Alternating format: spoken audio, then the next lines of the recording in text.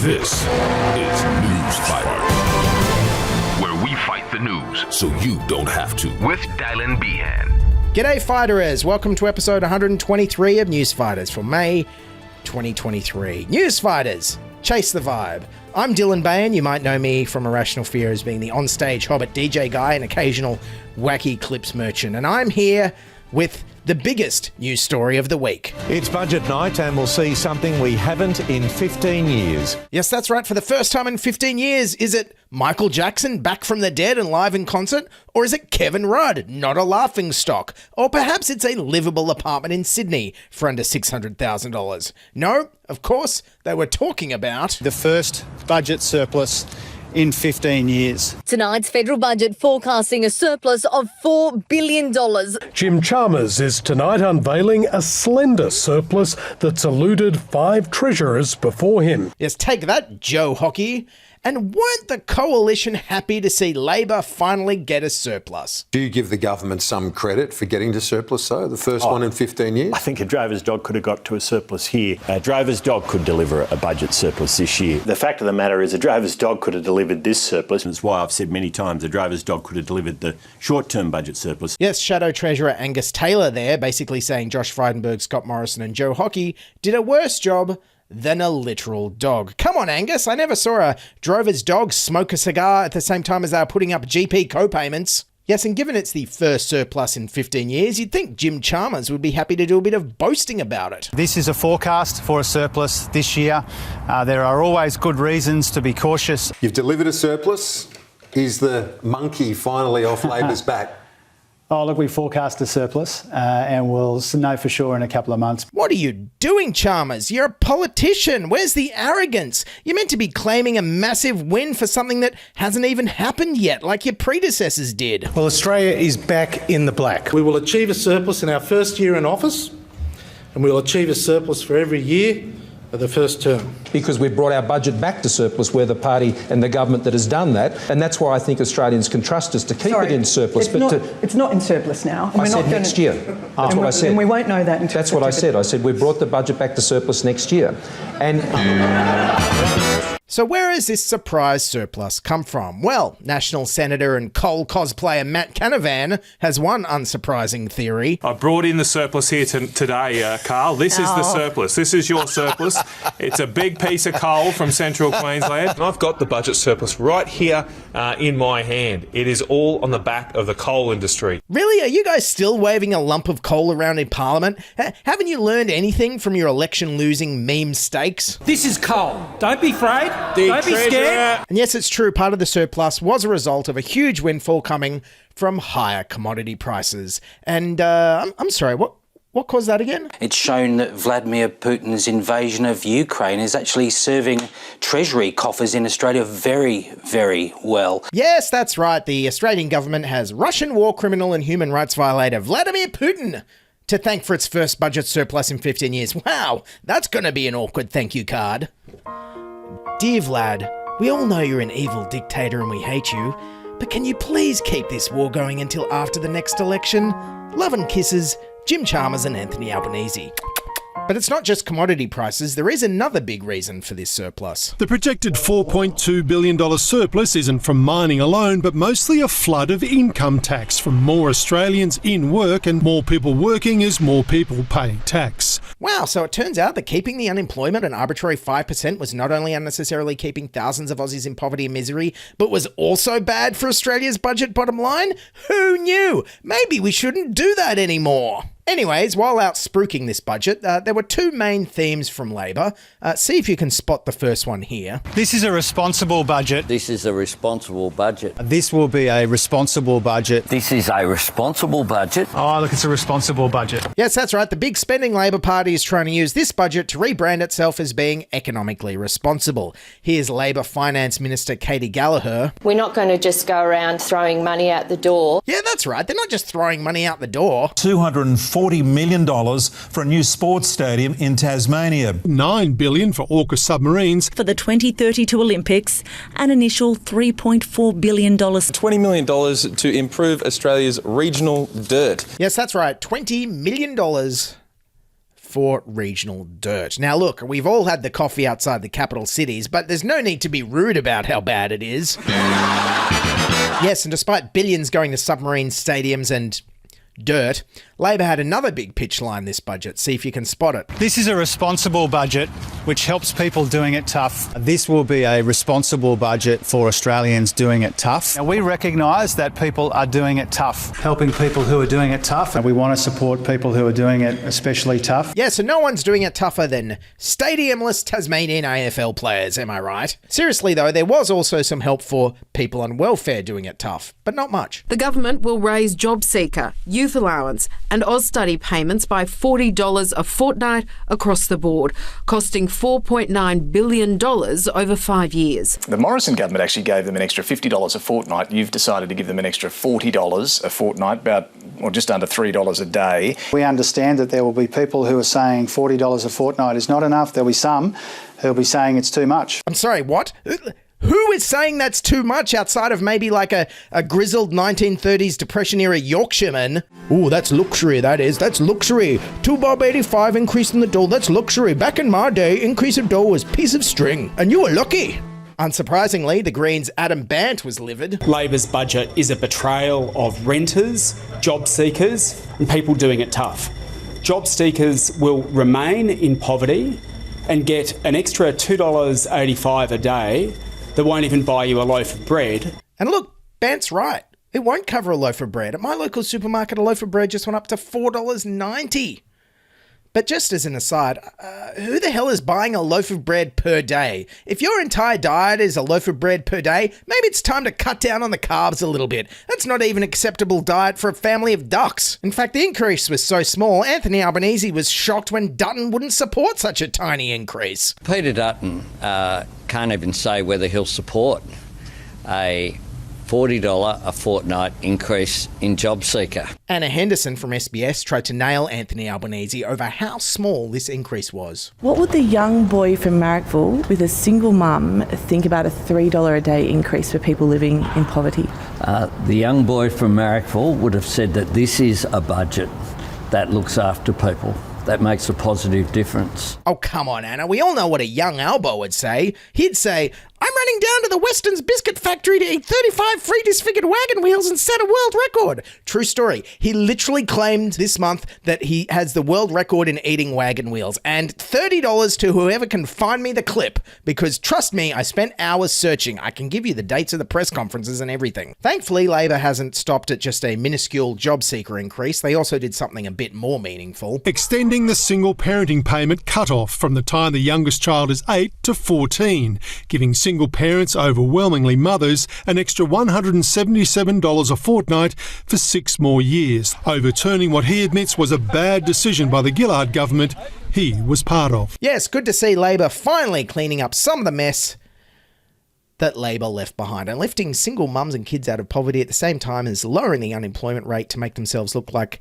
better economic managers. What a coincidence! There's also more relief for, who was it again? People doing it tough. Like energy bill relief. 5 million Australian households and 1 million businesses will receive up to $500 in power relief in the budget, but the figure will differ state to state. That will be funded in part by an increase on tax paid by offshore gas projects. Yes, that's right. Over 5 million households are going to get help with their power bills. Or, according to Channel 10, 5.5 low-income households will receive energy bill support. Yes, 5.5 households. We all know the half a household is your divorced mate, Jim.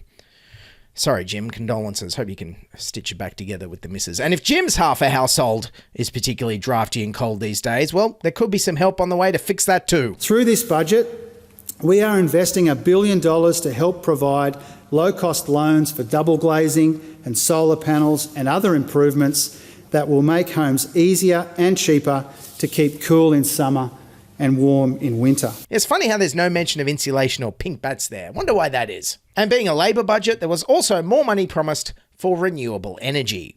Kind of. $2 billion to invest in a program that will support large-scale hydrogen projects. We have a $2 billion fund in this budget, a new announcement for hydrogen. Yes, $2 billion for hydrogen. You know, the clean coal of the 2020s.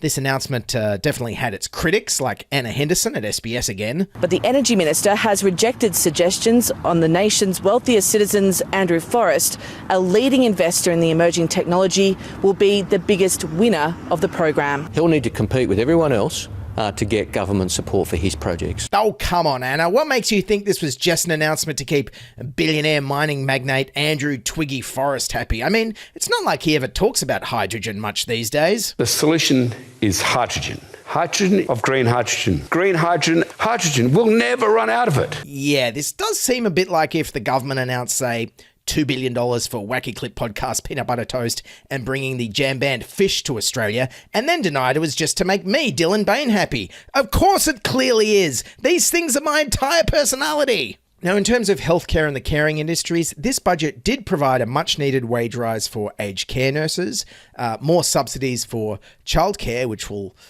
ultimately go to shareholders and drive prices up, and a huge one, more incentives for GPs to bulk bill. And tonight, Mr Speaker, I am proud to announce, as a centrepiece of this budget, our Labor government will triple the bulk billing incentive. Under the $3.5 billion plan, city-based GPs who now bulk bill children, concession card holders or pensioners will see their incentive payment triple from $6 to $20.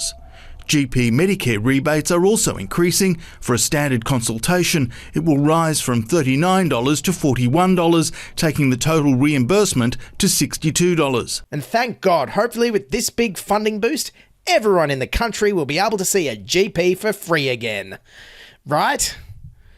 Right, guys? GPs say the Medicare rebate now only covers about 40% of a consultation, so tripling the bulk billing incentive may still not be enough of a financial encouragement to convince those doctors not bulk billing to reconsider. But while medicines and hopefully doctors' visits are going to be getting cheaper for Aussies, some things are going to be getting more expensive. Next week's budget will include a big tax hike on tobacco, up 15% over 3 years. In one of the biggest health reforms in a decade, the federal government will ban recreational vaping. Beer drinkers will soon be forking out more than $15 a pint, with taxes on a frothy about to soar in line with inflation. And it'll soon cost more to leave the country, an extra $10 every time you go overseas. Oh, here we go. Labor attacking the Australian way of life again. Is there no greater Aussie pastime than having a sneaky 6 a.m. Corona and a vape or a durry at the airport on your way to Bali? I mean, what's next?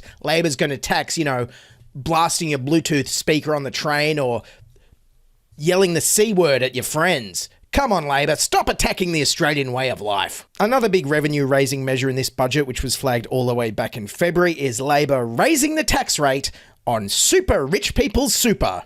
Rich super balances. Tonight, confirmation earnings from superannuation accounts with more than $3 million will be taxed at 30%, doubling the current rate of 15%, impacting an estimated 80,000 Australians and adding $2 billion to the budget bottom line. The idea that ordinary working people subsidise incredibly generous tax breaks for people with millions and millions of dollars in superannuation doesn't stack up. Yeah, and if you're wondering what the background noise was in that last clip, it was the wambulance coming for Shadow Treasurer Angus Taylor over on Sunrise. This is Australians' money.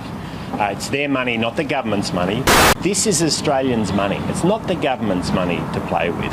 It's a big deal if the government's coming after your money. It's Australians' Well, not Australians' mine again, because most of us don't have millions bank. of dollars, but it will be coming after some people's money, yes. They're talking about taxing your super more, and they're talking about mine, spending I haven't that got super 2 on million, pet projects. so maybe yours. Yeah, Sunrise host Natalie Barr there, clearly showing she doesn't have $2 million in her super account. Her co-host Koshi, however, I'm not so sure about, as he seemed a little bit pissed off by this policy. What they don't understand is that we just don't trust them. They've fiddled with our super before, they're doing it again. Well, maybe Koshi is a Bitcoin billionaire like all the Facebook ads claim after all. Just kidding, don't sue me. Anyways, it's probably no surprise that with this budget's core focus on supporting vulnerable welfare recipients, doing it tough, the opposition hated it. I think a lot of Australians were really expecting some support out of the budget, and but there's been very little. We don't want to see a budget that divides between those who get a handout and those who pay for it. And unlike Labor, which shows favouritism to the few, we will govern for all Australians. Quite frankly, unless you're under 16, unless you have a child, unless you're on welfare, there really isn't all that much in this budget for ordinary Australians. Yes, that's right. Jane Hume there, in the sense that this budget, kids, parents and poor people got support. Meanwhile, Barnaby Joyce actually let slip who the coalition would rather support. Barnaby, if you were in charge, what would you do right now with the budget? Well, I think you'd make sure you looked after the resource sector. Yes. The coalition in a nutshell. Why give money to poor people when multinational mining companies deserve it more? The most depressing thing about the coalition's attitude of envy towards the poorest in our society is that after decades of middle-class handouts and neoliberal rule, now everyday Aussies are starting to share that attitude. What have you liked to see the federal government do in the budget last night? Well, give the working person, the people who support this country, the middle income workers, more relief. Helping the welfare recipients, well, how about helping the people that are actually working? The government's not listening, they're not caring, they don't care. And this budget proves that they don't care. If you work, we're just going to slog you harder. If you're on Centrelink, sure, it goes far enough, but we don't qualify for Centrelink. The middle class don't qualify. There's talks that the middle class are the new kind of poor now. I mean, undoubtedly, renters and mortgage holders are struggling more than they used to, but I wouldn't say the middle class is the new poor. I would say the middle class is the new rich. I mean, housing is basically the hot new luxury item these days. My Instagram feed now is just full of my smug rich friends drinking cocktails on their couch. #blessed. And speaking of the housing crisis, it's got so bad that for the first time ever, the coalition is even mentioning it. In the current climate, where you have a housing crisis, where you have a rental crisis, a housing and rental crisis. The housing crisis, in the middle of a housing crisis, and you're in the middle of a rental crisis, in the middle of a housing crisis, a rental crisis. I mean, you carry stories every other day about families who can't find rental accommodation, you can't buy a house at an auction. It's tough. Now, is it just me, or does Peter Dutton claiming to be angry over the housing crisis when it's his party that caused it come across as a little bit hypocritical? In fact, it reminds me of the hot dog suit wearing Tim Robinson character who crashed his hot dog car in that Netflix show. We're all trying to find the guy who did this. Peter Dutton's like, yeah, as soon as we find the party who introduced the capital gains discount and stagnated wages for the last decade, we're going to give them a spanking. As expected, Peter Dutton's budget reply speech wasn't full of unreserved support for those doing it tough in our society right now. No. It was a big sooky whinge about how evil taxes are holding back aspirational people from reaching their dreams. Like, travelling on holidays. And we know that taxation is the killer of aspiration. The more you keep from what you earn, the less you're dependent on the state. And the more freedom and choice you have to realise your aspirations. And it might be studying, it might be travelling. Ah yes, finally the real underclass is exposed. Travellers. Just think what that $2.80 a day could buy self-funded retirees on a river cruise in Europe. The real Aussie battlers. Anyway, for all of Peter Dutton and the coalition's whinging about this budget being unfair towards Middle Australia, sure sounds like they're going to support a lot of it. Declaring his party will support several of the government's cost of living measures, including up to $500 in energy bill relief for low-income households, extra bulk billing incentives for GPs, extending the single parenting payment and increasing Commonwealth rent assistance. We will support good policy and stand against bad policy. Pete, you banged on and on about the budget being inflationary. Then you said yes to everything. It can't be that bad. So in conclusion, Labor aimed for a Goldilocks budget here. One not so hot that it overheats the economy and fans inflation, and one not so cold that it leaves desperate people out in the cold. But at the end of the day, the entire budget felt almost exactly like lukewarm porridge. We all know it's good for us, but it's not very tasty and we'd rather be eating the bacon and eggs. Look, Labor might have Bradbury'd a surplus, but we all know next year they're going to have to convert it into some pretty sweet middle-class vote-buying sweeteners, and I mean bigger than a loaf of bread. Because otherwise, at the next election, it could be Labor who's doing it tough.